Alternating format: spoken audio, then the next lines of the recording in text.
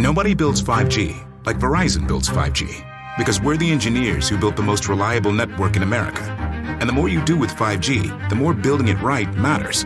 The more your network matters. The more Verizon engineers going the extra mile matters. It's us pushing us. It's Verizon versus Verizon.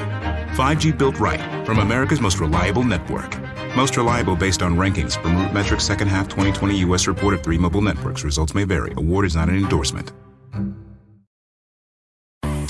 It's Macy's July 4th sale with our lowest prices of the season on summer updates for your home, like 20 to 50% off outdoor furniture and the Radley 5-piece sectional chaise sofa, $1,999. And get a free adjustable base or box spring with qualifying mattress purchase. Plus, Macy's Star Rewards members earn on every purchase except gift cards, services, and fees. Sign up today at Macys.com/Star Rewards. Savings off sale and clearance prices. Exclusions apply. The following is a Hoop Ball presentation.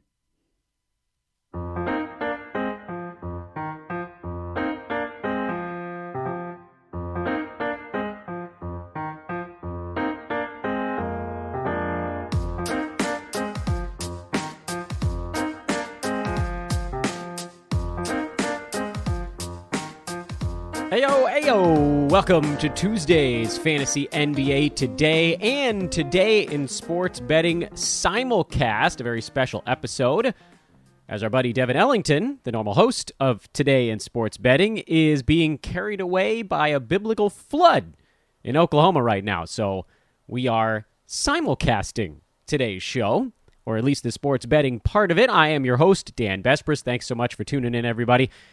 And I think that probably gives you a little bit of an indicator of how things are going to be going on today's podcast. This is, of course, a Hoop Ball presentation. That's hoop-ball.com. I am at Dan Vespris on Twitter, if you'd like to give me a follow. Or don't. I guess it's entirely up to you. Please hit me up if you want to start the first ever non-sports podcast here at Hoop Ball, at Dan Vespris once again.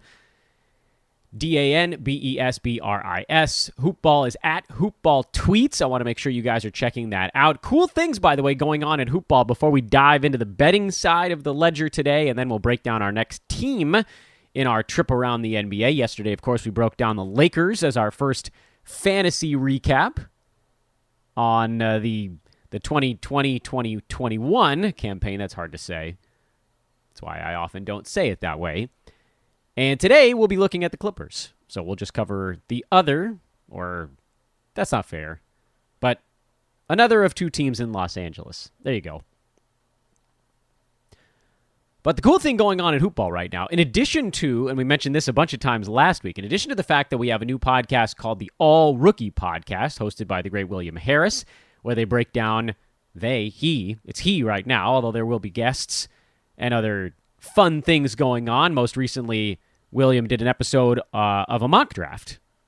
Broke down a mock draft. But that's a show that's going to be tracking rookies coming into the NBA and how they perform all season long, both from a reality and from a fantasy standpoint.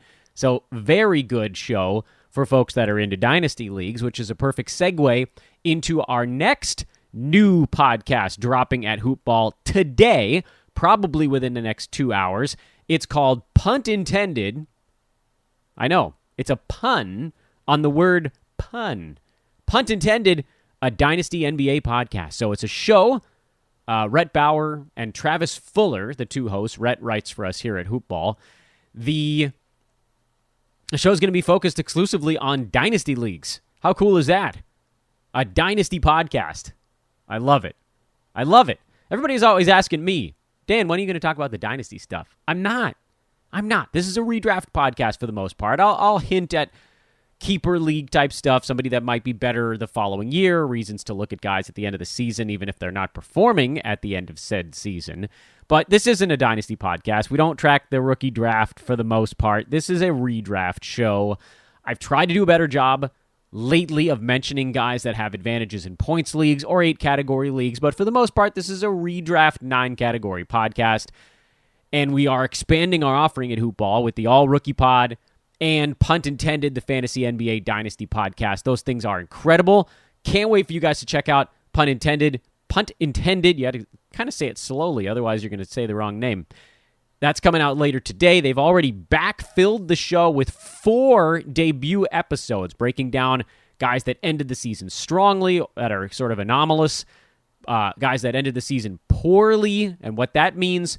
The Horford-Kemba trade, they've been busting it behind the scenes. And here's the coolest part of all. Those are not the only 2 new podcasts coming to Hoopball. We have at least 2 others in the works, likely debuting here during the off-season. Effing off-season. That's what I say. Do stuff. Do stuff with your off-season. Fantasy off-season, I guess. So let's dive into the handicapping side of things first, because that's what the guys over on Today in Sports Betting are waiting for. And then those listeners will have the show end after that part. So if you're listening to Today in Sports Betting right now, you'll get this next segment, and then that'll be the end of the show. If you're listening to Fantasy NBA Today, we'll segue right on into breaking down the Clippers. Let's rock. Yesterday, the Clippers, this is the reality Clippers, not the fantasy Clippers, beat the Suns in Phoenix, 116-102, basically a wire-to-wire win. Paul George was incredible. 41, 13, and 6, 3 steals, 3 threes, 8 of 8 at the free throw line. He was just terrific in every facet of the basketball game, played defense, scored basically every time he touched the basketball, and there was nothing the Suns could do to slow him down, which, of course, sometimes in the NBA, if you run into a buzzsaw, you're just going to get beat. You know, it's funny, too, the Suns actually didn't play all that poorly in this game, at least from an offensive standpoint.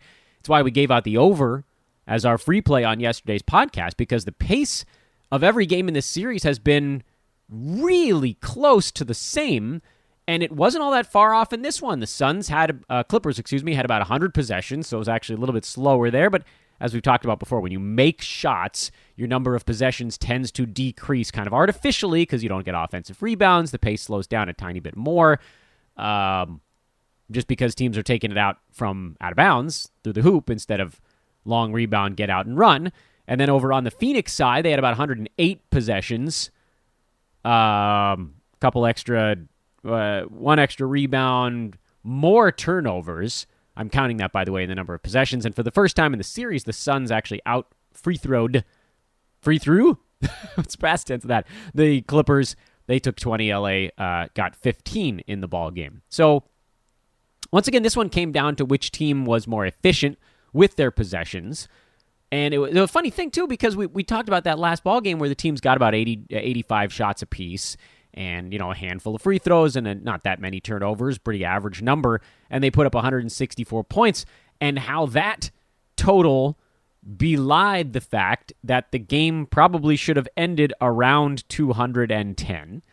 And so the reason I liked yesterday's over was because I thought, look, these teams just coming off the ultimate slugfest where no one could hit a shot, guarded or open, and that's going to normalize. And it did. Clippers made shots. This one went over by about a touchdown. Total was 211.5 when we talked about it on the podcast. It closed at 213. It still went over by 5 points. And now, looking at the ball game tomorrow, since those of you listening on Today in Sports Betting, you won't hear from me again tomorrow, Phoenix is favored by 1 in LA with a total of 215. So that number's moved back up a little bit as per the 218 final total in this ball game. I believe that 215 has basically long been the number that they should have been gunning for. When these totals were in the 220s, we were going under. It was on the 22nd and the 24th of this month. We went under in both of those. When the total dropped to 217.5 over the weekend, I actually thought there might be a chance it could creep up and over that mark, but I didn't ultimately do a show on that day, so it kind of didn't matter. That one, of course, went way under. But then they adjusted the number down from 217.5 to 211.5. That's a huge jump considering the pace of the ballgame didn't change. It was just that guys didn't make buckets. Maddie's believes nature is beautiful, majestic, serene. But human nature is inventive, intrepid, reckless. Nature says, look how many colors I can fit in a sunset. Human nature says, look how many hot wings I can fit in my mouth. But human nature needs nature. That's why there's Maddie's All-Natural Acid and Indigestion Relief, a drug-free remedy for human nature, available at Walmart, CVS, Walgreens, and Amazon. These statements have not been evaluated by the Food and Drug Administration. This product is not intended to diagnose, treat, cure, or prevent any disease. They say, if you love something, set it free. At LifeLock, we say, What a load of bull hockey. All that saving up and paying off debt, and now some identity thief wants to set it free? Crazy talk. LifeLock helps monitor your info and alerts you to potential identity threats. If you become a victim, we'll help fix it. No one can monitor all transactions, but LifeLock helps you keep what's yours.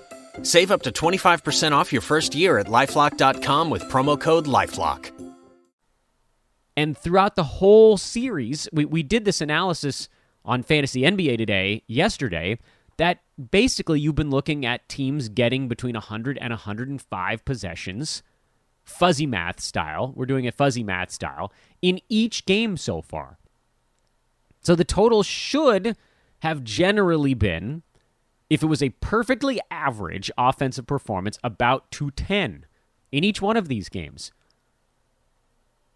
And then, of course, you had sort of the swing back in each direction, somewhere around 210, 215. It's fluctuated a bit based on who was missing a ton of shots. Now, the one piece of analysis we had in the game from Saturday was that with all those missed shots, you actually saw the number of possessions go up because of all the running.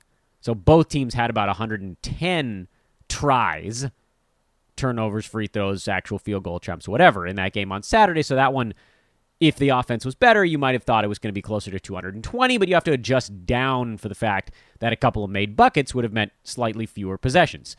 Yesterday, I think, was a perfect example of what happens when teams make about the number of buckets you expect.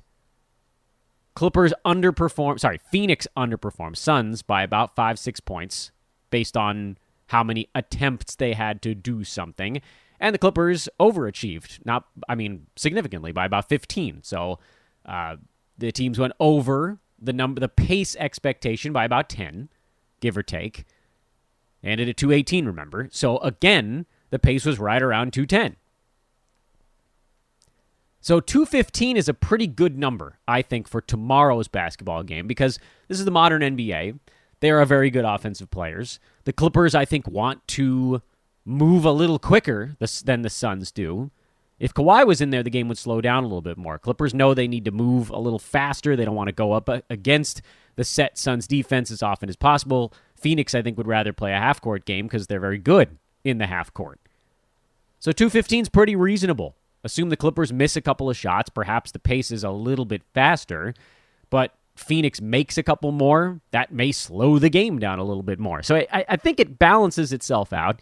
You've seen a lot of games in this series just sort of hovering around this particular number. After that first weird one that went to 234, which both teams shot the ball well. Clippers percentage-wise not that great, but they had 23 pointers, so that sort of covered up whatever issue there. Then it was 207.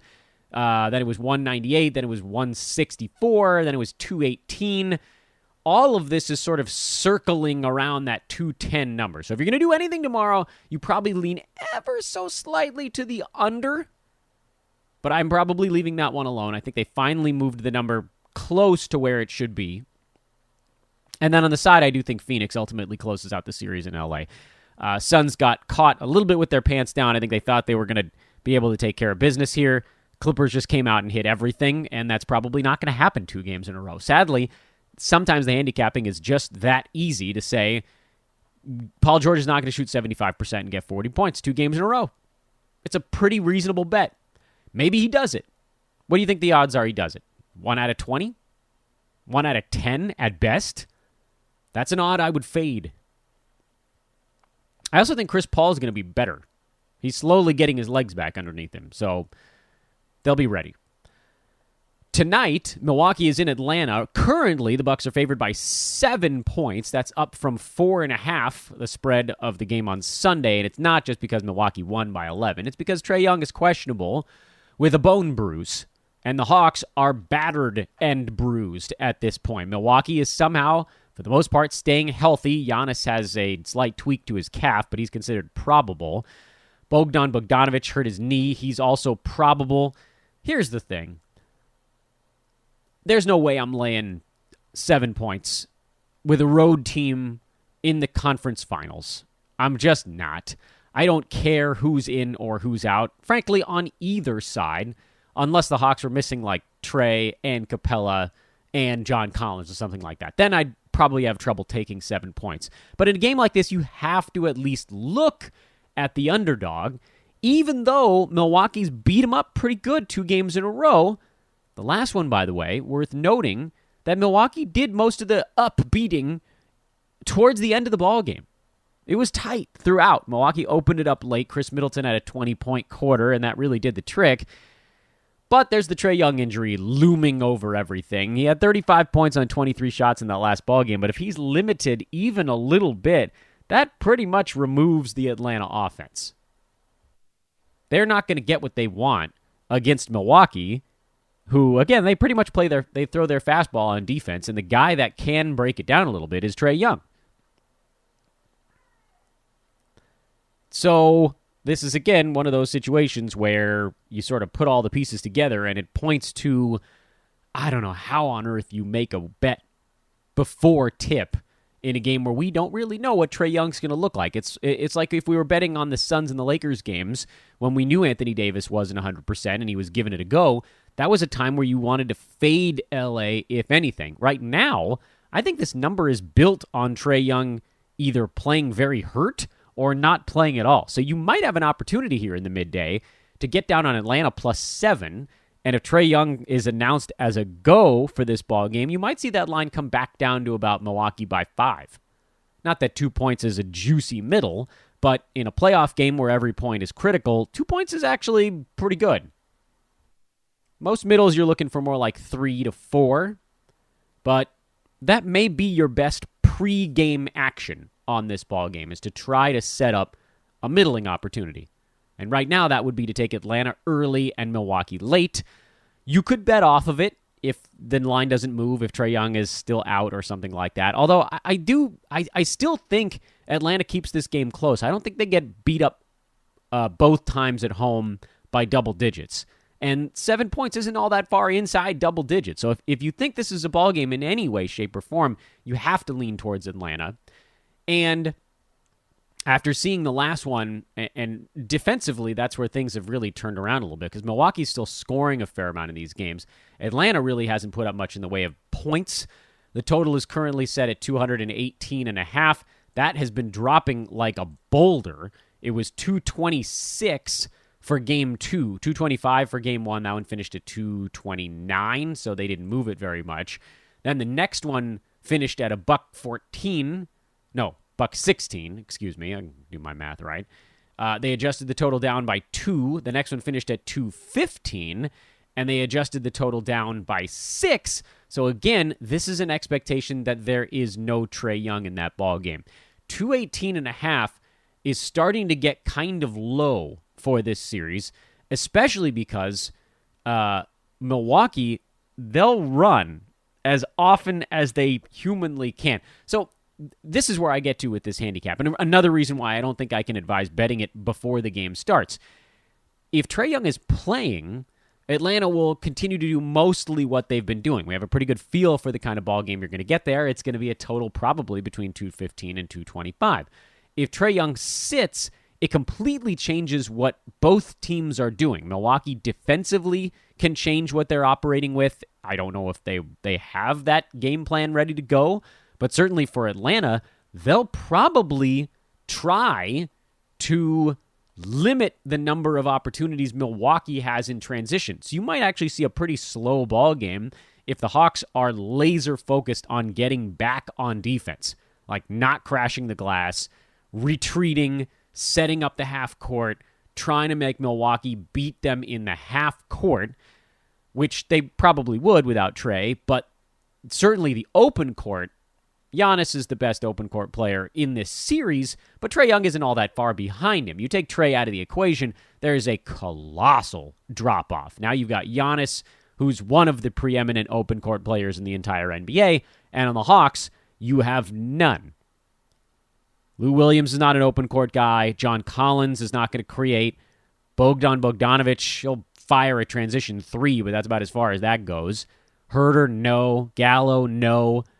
These are guys that would rather try to get an open three-pointer in some sort of pick-and-roll offense, or Gallo might go ISO and try to get fouled. It totally changes the pace of the ballgame. I actually much preferred that series. It was early. It was Philly and Washington, where Joel Embiid was ruled out and the total went down, even though his removal from the game was actually going to speed the game up, you take out the post presence. This is the opposite. This is where the line is actually moving in the right direction based on the potential missing personnel. If Trae Young is out of the ball game, offense will be harder to come by. The question is how much. Hate betting this game before tip. This is a live wagering game because I think Trae Young is going to play, and the question I have for betting this game is how healthy does he look? That's my advice on the two upcoming games in each of these series. Game 4 in the Eastern Conference tonight, and Game 6. So stupid, by the way, that the West and the East are off by like 3 days in how their games are happening. But Game 6 in the Western Conference, that's on tomorrow. And this is where Today in Sports Betting basically peels off. So make sure to follow at Hoopball Gaming, you Today in Sports Betting listeners. Actually, Fantasy NBA Day, you guys can listen to follow Hoopball Gaming as well to get all the amazing stuff. I've hit 4 free plays in a row through Hoopball Gaming. So another good reason to follow them over there. I am Dan Vespris. Have a great day Today in Sports Betting listeners.